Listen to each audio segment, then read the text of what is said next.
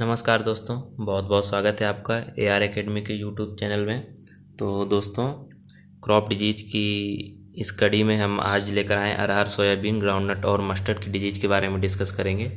तो वीडियो को चालू करने से पहले जिसने भी वीडियो को लाइक नहीं किया वो वीडियो को लाइक कर दें, और जो भी हमारे चैनल से नए जुड़े हुए हैं वो चैनल को सब्सक्राइब कर लें और अपने दोस्तों को ज़्यादा से ज़्यादा शेयर करें। बहुत ही इम्पोर्टेंट लेक्चर हैं ये सर, और सारे सब्जेक्ट के बहुत ही इंपॉर्टेंट लेक्चर हैं। पूरी बुक ही ये इंपॉर्टेंट है, नेवरा सुंडा, और पूरी हम इसको कवर करेंगे।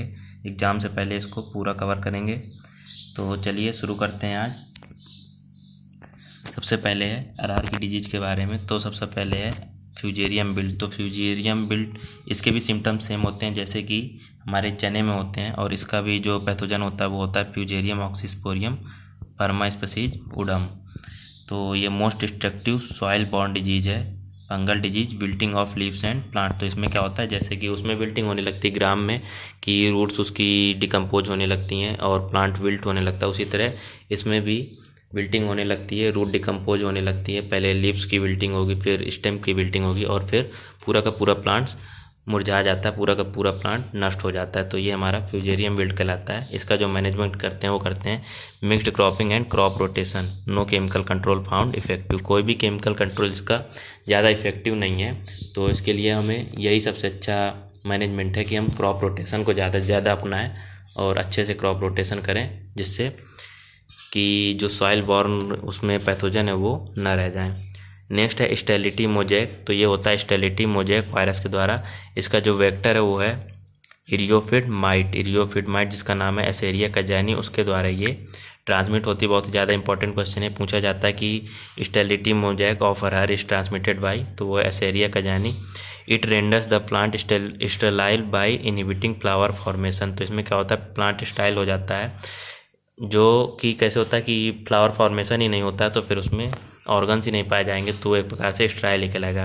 Next due to the viral infection the plant growth luxuriantly and the disease is called green plague. तो इसमें क्या होता है, वायरल इन्फेक्शन से प्लांट ग्रो बहुत ज़्यादा, मतलब लग्जीरियस ग्रोथ हो जाती है, उसमें ग्रोथ तो अच्छी हो जाती है, लेकिन जो हमारा मेन पार्ट है फ्लावर पार्ट, जिसके बाद से फिर उसमें फ्रूट्स बनेंगे, उसमें ईयर बनेगी, तो उसका ही डेवलप नहीं होता है, तो फिर ऐसी ग्रोथ किस काम की। तो यही होता है कि इसमें प्लांट की ग्रोथ तो ज़्यादा अच्छी हो जाती है, लेकिन फिर फ्लावर पोर्सन जो होता है वो क्या हो जाता है, नष्ट हो जाता है। Due to the viral infection the plant grow, ये वही है फिर से। नेक्स्ट है हमारी क्रॉप जो है वो सोयाबीन। तो इसकी जो सबसे इंपॉर्टेंट डिजीज है वो है yellow mosaic. Due to the yellow mosaic virus vector is Bemisia tabaci है व्हाइट फ्लाई। जो व्हाइट फ्लाई होती है वो इसका क्या होती है, वेक्टर होती है, एक स्थान से दूसरे स्थान तक ट्रांसमिट करती है। इसके लिए हमें क्या करते हैं, फोलियर स्प्रे ऑफ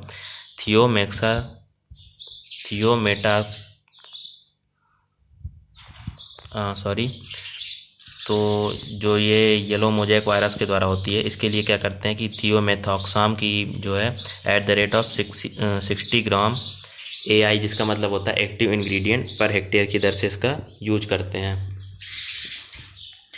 नेक्स्ट जो डिजीज है वो हमारी चारकोल रॉट, जो फैलती है हमारी राइजोक्टोनिया बटाटी कोला नाम के पैथोजन से।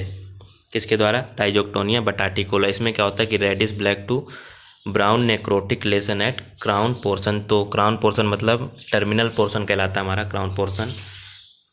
तो वहाँ पर क्या होता है कि reddish black to brown necrotic lesions बन जाते हैं, वहाँ पर लाल होते हैं, फिर ब्लैक होते हैं, फिर बाद में ब्राउन हो जाते हैं, और नेक्रोटिक लेसन्स होते हैं, मीन्स एक प्रकार से डेड सेल बन जाती है। नेक्रोसिस का मतलब होता है डेड सेल। तो वहाँ पर क्या होता है कि डेड सेल का फॉर्मेशन हो जाता है, वो हमारा कहलाता है चारकोल रॉट। नेक्स्ट है seed treatment with carbendazim summer ploughing and crop rotation. तो इसके लिए क्या करते हैं कि कार्बेंडाजिम से सीड ट्रीटमेंट करते हैं, और जो समर प्लाविंग होती है उसको हम वरीयता देते हैं, और क्रॉप रोटेशन भी अपनाते हैं। नेक्स्ट जो क्रॉप है वो है हमारी ग्राउंडनट, और जो पहली डिजीज है ग्राउंडनट की वो है टिक्का डिजीज। बहुत इंपॉर्टेंट डिजीज है, जो होती है सर्कोस्पोरा परसोनाटा के द्वारा। किसके द्वारा, सर्कोस्पोरा परसोनाटा या फिर सर्कोस्पोरा रैचिडिकोला। दो पैथोजन है इसके, सर्कोस्पोरा के 2 स्पीसीज हैं इसमें, सर्कोस्पोरा परसोनाटा और सर्कोस्पोरा रैचिडिकोला। इसके जो सिम्टम होते हैं वो होते हैं small dark brown spot and premature leaf shedding. तो इसमें क्या होता है कि जो छोटे छोटे ब्राउन स्पॉट बन जाते हैं प्लांट्स पर, छोटे छोटे, और जो प्री मैच्योर लीफ सेटिंग हो जाती है, क्या होती है कि मैच्योरिटी से पहले ही जो पत्तियाँ होती हैं वो गिरने लगती हैं।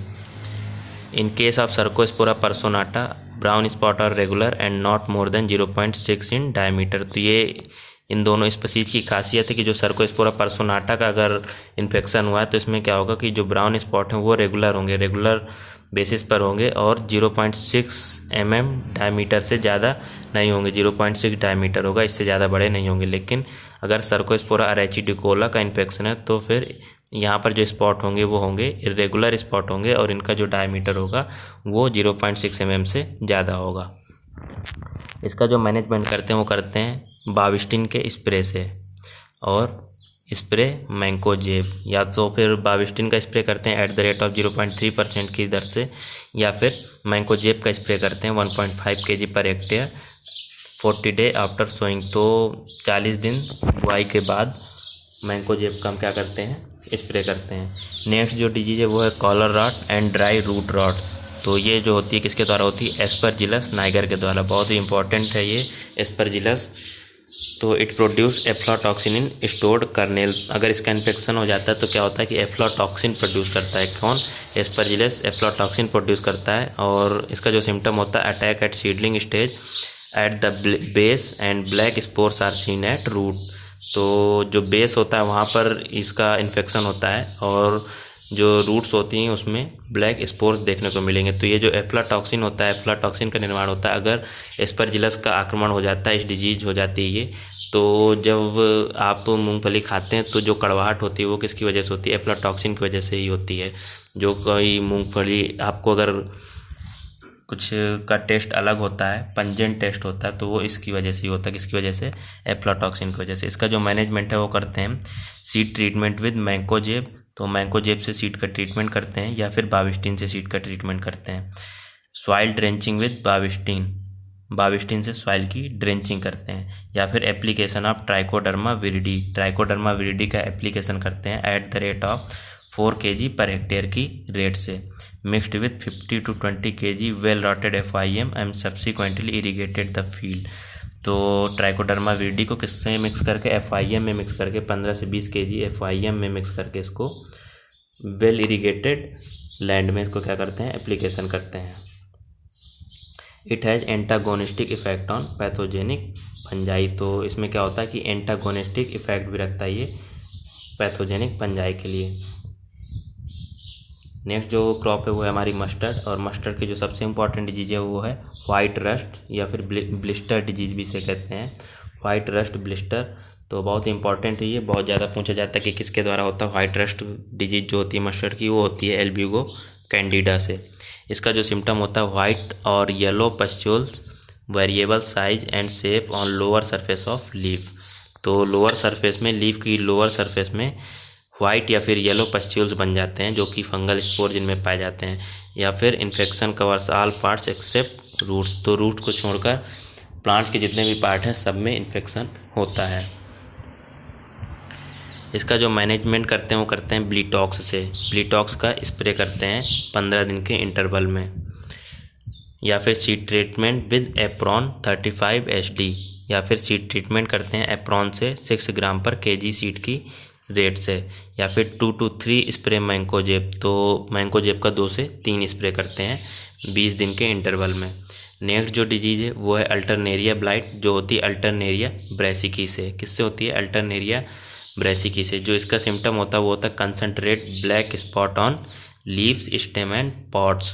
तो पॉट्स में, स्टेम में और लीव्स में क्या होते हैं, कंसनट्रेटेड मीन्स डार्क, एक प्रकार से ब्लैक स्पॉट कह सकते हैं कि डार्क ब्लैक स्पॉट पाए जाते हैं लीव्स में, स्टेम में और पॉट्स में इसके इन्फेक्शन होने पर। इसका जो मैनेजमेंट करते हैं वो करते हैं spray Dithane M45, Dithane M45 का स्प्रे करते हैं @ 2 kg पर 1000 लीटर वाटर। तो 2 kg 1000 लीटर वाटर में घोरकर इसको 15-15 दिन के इंटरवल में इसका स्प्रे करते हैं डाइथेन M45 का। नेक्स्ट जो डिजीज है वो है डाउनी मिल्ड्यू। जो डाउनी मिल्ड्यू होता है पर्नोस्पोरा ब्रेसिकी से। किससे होता है, पर्नोस्पोरा ब्रेसिकी से। तो इसमें क्या होता है, yellow and irregular spot on upper surface and white growth on under surface of leaves malformed inflorescence. तो इसमें क्या होता है कि जो वाइट ग्रोथ होती है वो तो सब में ही होती है कि अपर लोअर पोर्शन में होती है डाउनी मिल्ड्यू में वाइट ग्रोथ, वो तो कॉमन सिम्टम है। इसके बाद जो येलो या एंड इरेगुलर स्पॉट पाए जाते हैं कहाँ पर, अपर सरफेस में येलो और इरेगुलर स्पॉट पाए जाते हैं, और जो इन्फ्लोरेसेंस होता है वो मालफॉर्म हो जाता है, यानी फिर वो गुच्छेदार बन जाता है और इन्फ्लोरेसेंस अच्छे से नहीं बनता, जिससे फ्लावर अच्छे से नहीं आते और फिर ईयर का निर्माण नहीं होता है। तो दोस्तों ये आज हमारा था मस्टर्ड की और अरहर की, ग्राउंडनट की और सोयाबीन की इम्पॉर्टेंट डिजीज़ के बारे में। और बहुत इंपॉर्टेंट डिजीज़ हैं, इनके पैथोजन आपको अच्छे से याद करने हैं और आप अच्छे से याद कीजिएगा। वीडियो अच्छा लगा हो तो शेयर कीजिएगा और ज़्यादा से ज़्यादा दोस्तों को बोलिएगा वीडियो देखने के लिए, और हमारे चैनल को ज़रूर सब्सक्राइब कीजिएगा। बहुत बहुत धन्यवाद।